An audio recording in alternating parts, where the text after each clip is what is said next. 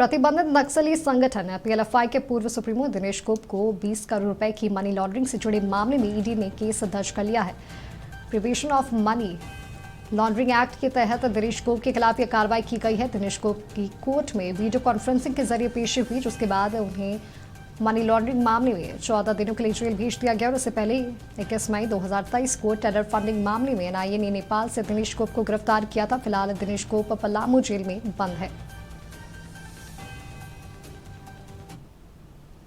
तो आपको बता दें कि पीएलएफआई सुप्रीमो दिनेश गोप की मुश्किलें बढ़ी हैं। टेरर फंडिंग के बाद अब ईडी ने मनी लॉन्ड्रिंग मामले में केस दर्ज किया है।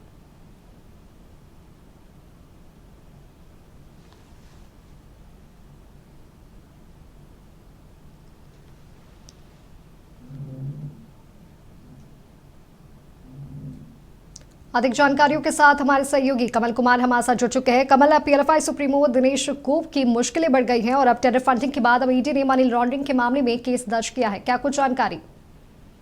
देखिए, बुधवार को वीडियो कॉन्फ्रेंसिंग के जरिए दिनेश गोप की पेशी हुई थी और उसके बाद ईडी जो जांच कर रही थी उसमें मनी लॉन्ड्रिंग का मामला पाया गया था, जिसमें 20 करोड़ रुपए लगभग मनी लॉन्ड्रिंग की बात आई थी और इसी के तहत ईडी ने अपने शिकंजे में ले लिया। कहा जा सकता है क्योंकि पहले से वो जेल में बंद है, लेकिन ईडी की गिरफ्त में भी अब वो आ गए हैं और दिनेश गोप को न्यायिक हिरासत में पहले से है पलामू जेल में, क्योंकि वर्ष 2023 को ही टेरर फंडिंग मामले में एनआईए ने नेपाल से दिनेश गोप को गिरफ्तार किया था और झारखंड लाया था, जिसके बाद से वह पलामू जेल में है। और इसके बाद ईडी इस मामले को लेकर के जांच कर रही थी।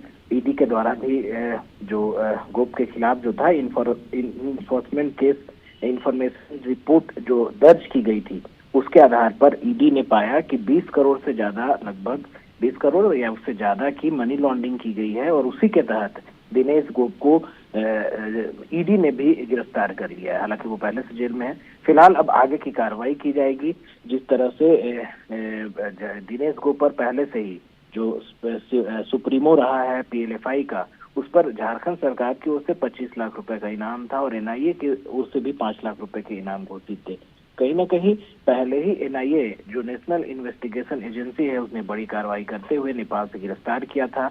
उसकी तलाश की जा रही थी टेरर फंडिंग मामले में और अब ईडी ने भी उसे गिरफ्तार किया है। तो कहीं ना कहीं मुश्किलें बढ़ी हैं और चूंकि सुप्रीमो रहा है दिनेश को पीएलएफआई का, तो एक कई मामले उस पर दर्ज है और उसी के तहत आगे भी कार्रवाई की जा रही है और अब ईडी भी कार्रवाई करेगी।